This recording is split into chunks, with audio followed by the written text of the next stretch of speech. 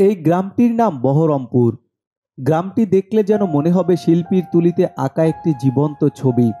চারপাশে ছড়িয়ে ছিটিয়ে আছে অসংখ্য ছোট ছোট নদী, সবুজ শ্যামলিমায় ঘেরা চারপাশটা দেখলে যেন প্রাণটা জুড়িয়ে যায়। আয়তনে গ্রামটি অনেক বড়, কিন্তু জনসংখ্যা খুবই কম। মাত্র 2000 লোকের বসবাস এই গ্রামে। তবে লোকজন কম থাকলেও তাদের মধ্যে বন্ধন ছিল মজবুত। একে অপরের সাথে ছিল গভীর মিল। গ্রামের অধিকাংশ মানুষ ক্ষেত খামারে কাজ করে জীবিকা নির্বাহ করত। তবে কিছু ছোট ছোট জেলেও ছিল, যারা নদীতে মাছ ধরে গ্রামের বাজারে বিক্রি করে জীবিকা নির্বাহ করত। এই গ্রামেই বসবাস করে আব্দুল আর রহিম। দুজনে খুবই ভালো বন্ধু।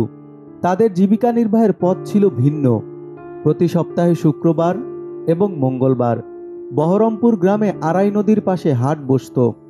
দুজনে এই হাটেই বিভিন্ন ধরনের জাদুর খেলা দেখাতো, আর এটাই ছিল তাদের জীবিকা নির্বাহের মূল উৎস।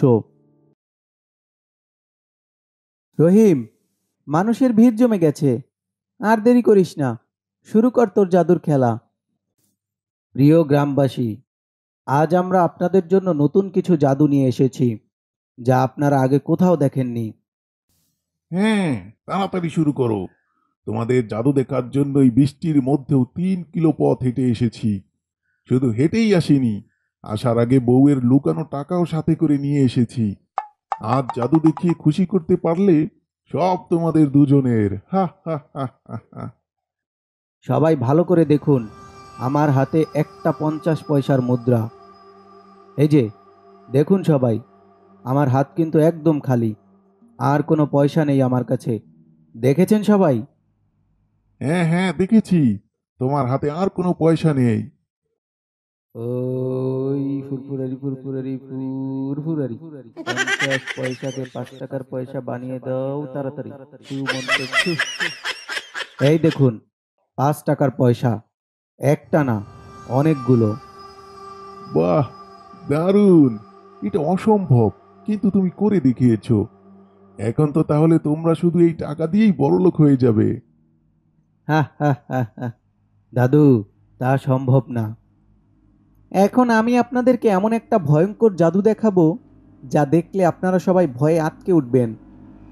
তাই নাকি? তাহলে চলো দেখাও তোমার জাদু। আমরা সবাই এমন ভয়ঙ্কর জাদুই তো দেখতে চাই। দেখুন, আমার হাতে একটি মাত্র ব্লেড। আমি এখন এটি গিলে খেয়ে ফেলবো। কি বলো? সত্যি সত্যি খেয়ে ফেলবে নাকি? দেখুন, ভালো করে আমার দিকে দেখুন।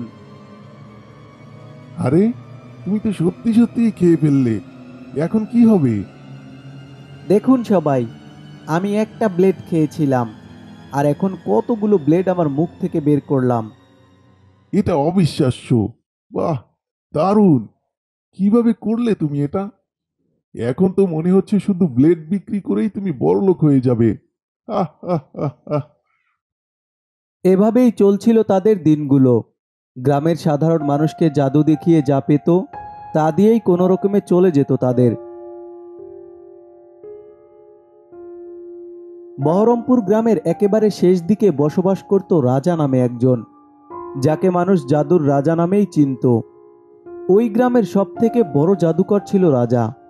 গ্রামের ছোটখাটো বাজারে জাদু দেখাতো আব্দুল আর রহিম, কিন্তু রাজা জাদু দেখাতো গ্রামের সবথেকে বড় বাজারে। এই গ্রামে তার চেয়ে বড় জাদুকর আর একজনও নেই।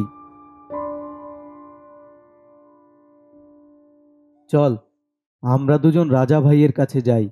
উনি নিশ্চয়ই আমাদের নতুন কিছু জাদু শিখিয়ে দিবেন। যাওয়া যায়, কিন্তু আমি যতদূর জানি উনি কাউকে জাদু শেখান না। কারণ সবাই যদি ওনার জাদু শিখে যায়, তখন তো লোকজন তার জাদু আর দেখবেও না। চল, আগে গিয়ে দেখি, তারপর কি হবে সেটা তখন দেখা যাবে। পরদিন সন্ধ্যায় তারা হাজির হয় জাদুর রাজার বাড়িতে। রাজা তখন গভীর ধ্যানে মগ্ন। চারপাশে অনেকগুলো মোমবাতি জ্বালিয়ে একটা বৃত্ত তৈরি করা হয়েছে। বৃত্তের মাঝখানে দাউ দাউ করে আগুন জ্বলছে। তার ঠিক সামনেই চোখ বন্ধ করে স্থির হয়ে বসে আছে রাজা মিয়া। চোখ বন্ধ থাকলেও তার ঠোঁট নড়ছে অনবরত, কিন্তু কি বলছে কিছুই বোঝা যাচ্ছে না। হয়তো নতুন কোনো জাদুর মন্ত্র পাঠ করছে। এ সময় তাকে বিরক্ত করা ঠিক হবে না, তাই তারা দুজনে চুপ করে তার সামনে বসে পড়ল। বেশ কিছুক্ষণ বসে থাকার পর চোখ না খুলেই রাজা মিয়া বলে উঠল, কি ব্যাপার, বহরমপুরের বিখ্যাত জাদুকরেরা, হঠাৎ আমার এখানে আপনাদের আগমন কেন? এরপর আব্দুল এবং রহিম দুজনেই তাদের জাদু শিখতে চাওয়ার বিষয়টা খুলে বলল রাজা মিয়াকে। জাদু আমি তোদের শিখাতে পারি, তবে তার আগে তোদের সাহসের পরিচয় এবং প্রমাণ দিতে হবে। আমার কিছু কাজ করে দিতে পারলে তোদের সাহসিকতা প্রমাণ হবে, তখন আমি নিজে থেকেই তোদের জাদু শেখাবো। আমরা জাদু শেখার জন্য যে কোনো কাজ করতে পারবো, আপনি শুধু বলুন একবার কি করতে হবে আমাদের। মুখের বাহাদুরি সবাই দেখাতে পারে, কিন্তু কাজের বেলায় প্রমাণ হয় কারা সত্যিকারের সাহসী। রাজা ভাই, আপনি একবার বলে দেখেন আমরা আপনার কাজ করতে পারি কি না। যদি কাজটা করতে না পারি তাহলে আমাদের জাদু শেখাবেন না, শেষ। ঠিক আছে, এখন মনোযোগ দিয়ে শোন। এখান থেকে 2 মাইল দূরে অনেক পুরনো একটা কবরস্থান আছে। আজ সকালে সেখানে একটা লাশ মাটি দেওয়া হয়েছে। সেই লাশের শরীরের এক টুকরো মাংস লাগবে আমার। আগামীকাল অমাবস্যার রাত শুরু হবে, আর কাজটা কালকেই করতে হবে। কি, পারবি করতে? এ কথা শুনে আব্দুল আর রহিম একজন আরেকজনের দিকে তাকায়। দুজনের চোখেই ভয়ের চিত্র ফুটে উঠেছে। তারা দুজন ছোটখাটো জাদু দেখায়, কিন্তু আগে পরে কখনো এমন দুঃসাহসিক কাজ করেনি। আমি আগেই জানতাম তোরা পারবি না। এখন যা, আমাকে আমার কাজ করতে দে, বিরক্ত করিস না। তোমার কাজ কাল সময় মতো হয়ে যাবে। এটা বলেই দুজনে রাজা মিয়ার বাড়ি থেকে বেরিয়ে আসে। বাড়িতে যাওয়ার পথে দুজনেই চুপচাপ হাঁটতে থাকে। কাজটা করা ঠিক হবে কিনা ভাবছে দুজনেই।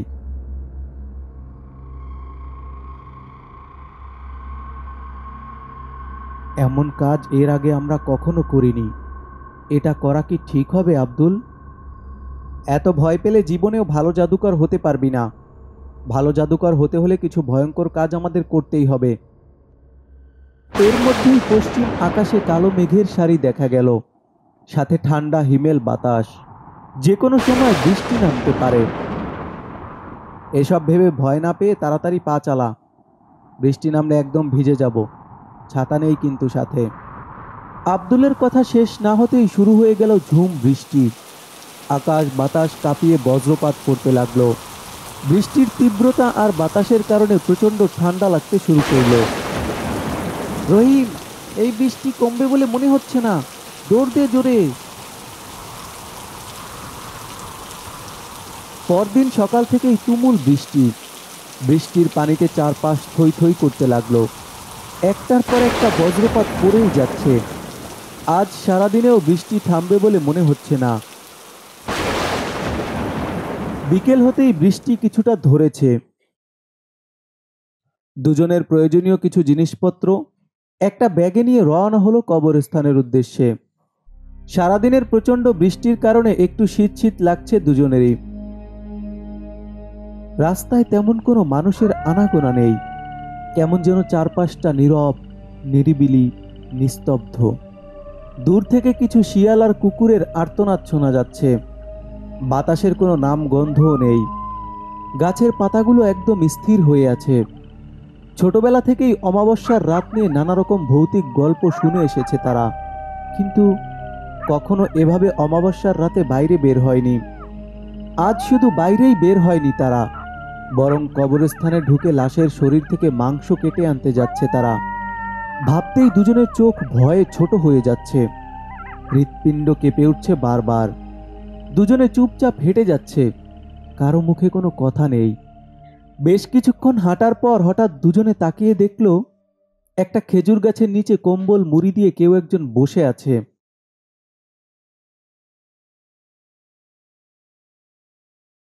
পাগল ভেবে দুজনে কোনো কথা না বলে যখনই পাশ কাটিয়ে সামনে এগিয়ে যেতে শুরু করলো, তখনই পিছন থেকে বলে উঠল, কোথায় যাচ্ছিস তোরা দুজন? হঠাৎ এমন কর্কশ কণ্ঠ শুনে দুজনেই দাঁড়িয়ে যায়। সাথে প্রচণ্ড ভয় তাদের মনের মধ্যে উকি দিতে শুরু করলো।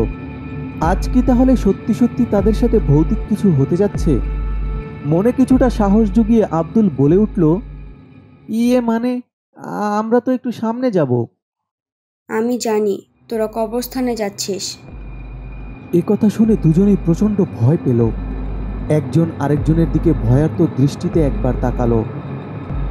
তোরা কি জানিস না আজ অমাবস্যার রাত? মনুষ্য জাতির এত সাহস থাকা ভালো না। এখনো সময় আছে, ফিরে যা।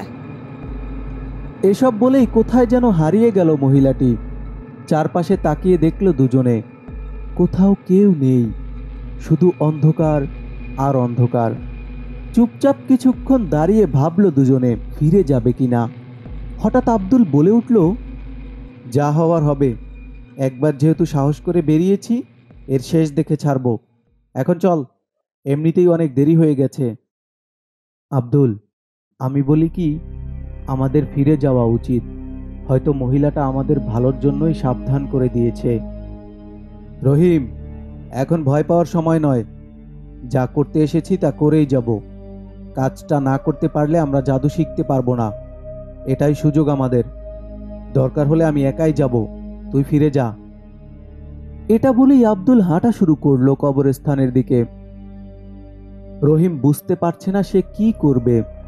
ততক্ষণে চারপাশ অন্ধকার হয়ে গেছে। এখান থেকে এখন একা একা বাড়ি ফিরে যাওয়ার সাহসও নেই তার। অগত্যা আর কোনো উপায় না পেয়ে হাঁটতে শুরু করলো কবরস্থানের দিকে।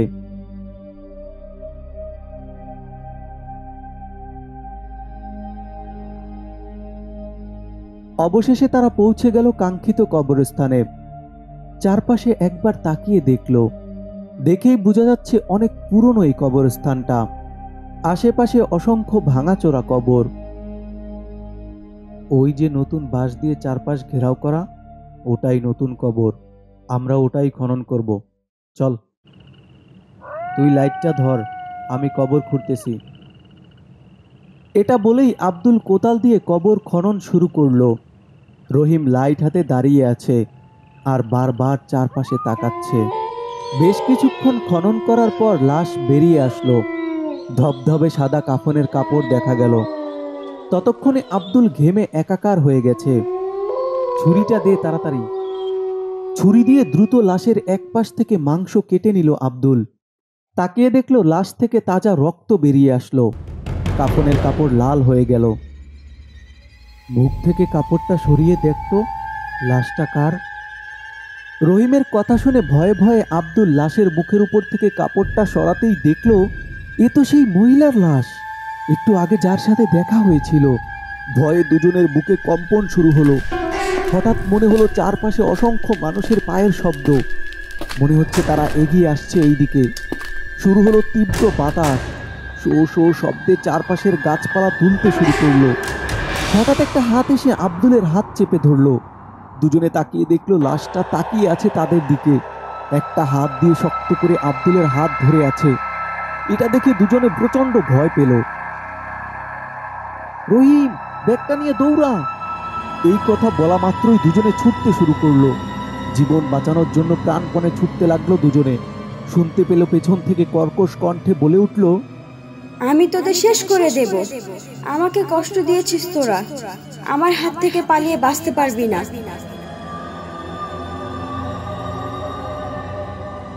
রাজা মিয়ার বাড়িতে পৌঁছানোর পর দুজনে সবকিছু খুলে বলল তাকে।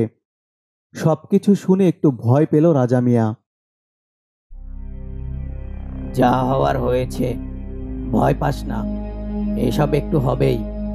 এখন বাড়ি যা, 7 দিন পর আমি তোদের জাদু শেখাবো। আর শোন, এসব কথা কাউকে বলবি না, মনে থাকে যেন। পরদিন সকালে ঘুম থেকে উঠে আব্দুল রহিমের বাড়ির দিকে হাঁটতে লাগলো। তার বাড়ি খুব বেশি দূরে না, মিনিট 10 হাঁটলেই হয়। রহিমের বাড়ির কাছাকাছি যেতেই আব্দুল তাকিয়ে দেখল উঠোনে অনেক মানুষের ভিড়। দ্রুত বাড়ির ভিতরে গেল আব্দুল। তাকিয়ে দেখল রহিমের বাবা মা বিলাপ করে কান্না করছেন, কিন্তু আশেপাশে রহিমকে দেখা যাচ্ছে না। কি হয়েছে চাচা? রহিম কোথায়? আর এটা কার লাশ? কেউ কোনো কথা বলছে না, শুধু কান্না করছে। আব্দুল আস্তে আস্তে মুখের উপর থেকে কাপড়টা সরিয়ে দেখল এটা আর কেউ না, তার বন্ধু রহিমের লাশ। ভয়ে আর কষ্টে আব্দুলের চোখ দুটো ভিজে গেল। এসব কি করে হলো চাচা? কাল রাতে বাড়ি ফেরার পর থেকেই ছেলেটা অসুস্থ হয়ে পড়ে। শরীরে প্রচন্ড জ্বর আর ডায়রিয়া হয়েছিল। তোমার চাচিকে রেখে আমি কবিরাজ আনতে গিয়েছিলাম, কিন্তু এসে দেখলাম আমার ছেলের লাশ পড়ে আছে। রহিমের দাফন কাজ সম্পন্ন করার পর আব্দুল ভাবতে লাগলো এখন তার কি হবে, কি অপেক্ষা করছে তার জন্য। প্রচন্ড ভয় পেতে থাকলো আব্দুল, কিন্তু কাউকে কিছু বলতে পারছিল না। খাওয়া দাওয়া বন্ধ হয়ে গেল। সব সময় ভয়ের মধ্যে থাকে, মনে হয় তার চারপাশে কেউ আছে, তাকে মারতে চায়, সব সময় তাকে ভয় দেখায়, আর কানের কাছে ফিসফিস করে বলে এভাবেই কেটে যাচ্ছিল আব্দুলের প্রত্যেকটা দিন। ভালোই হয়েছে ওই শয়তানটা মরেছে। গ্রামের মানুষকে বহু জ্বালাইছে। আজ সেই শয়তান থেকে গ্রামের মানুষ মুক্তি পাইল। 4 দিন পর সকালে বৃদ্ধ বাবার কথার শব্দে ঘুম ভেঙে গেল তার। দ্রুত বাবার রুমে গিয়ে জানতে চাইল কি হয়েছে। আরে, ওই যে কালো জাদু করে জাদুর রাজা নাম পেয়েছে, সেই শয়তান রাজা মারা গিয়েছে। কাল রাতে নাকি জিনে ধরেছিল। কি সব মরা মানুষের জিনিসপত্র নিয়ে কালো জাদুর প্র্যাকটিস করছিল। তখনই জিন আক্রমণ করে আর জীবনটা হারায়। ভালোই হয়েছে গ্রাম থেকে একটা শয়তান দূর হলো। কি বলছো এসব বাবা? রাজা ভাই কালো জাদু করতো? তা নয় তো কি, ওর কালো জাদুর ভয়ে মানুষ কিছু বলারও সাহস পেত না। আর কেউ না জানুক, আমি ভালো করেই জানি ও কেমন মানুষ ছিল। হাটে বাজারে জাদু দেখিয়ে মানুষকে বোঝাতো ও খুব ভালো জাদুকর, কিন্তু ও আসলে একটা শয়তান ছিল। এই বহরমপুরের অনেকের ক্ষতি করেছে ওই শয়তানটা, কিন্তু মানুষ বুঝতে পারতো না। এসব শুনে আব্দুলের চোখের ঘুম হারাম হয়ে গেল, পেটের ক্ষুধা চলে গেল, অজানা আতঙ্কে দিন কাটতে লাগলো তার। ওই ঘটনার 1 মাস পর আব্দুলের বাবা মারা যান। পৃথিবীতে আপন বলতে আর কেউ বেঁচে নেই আব্দুলের, কিন্তু আব্দুল এখনো বেঁচে আছে। এখনো সে বাজারে যায়, কিন্তু কোনো জাদু দেখাতে নয়, বরং পাগল হয়ে ঘুরে বেড়ায় গ্রামের এক প্রান্ত থেকে অন্য প্রান্তে। জাদু শেখার অতিরিক্ত লোভই আজ তার এই অবস্থা করেছে। একজন নয়, বরং তিনজন মানুষের জীবন নষ্ট হয়েছে।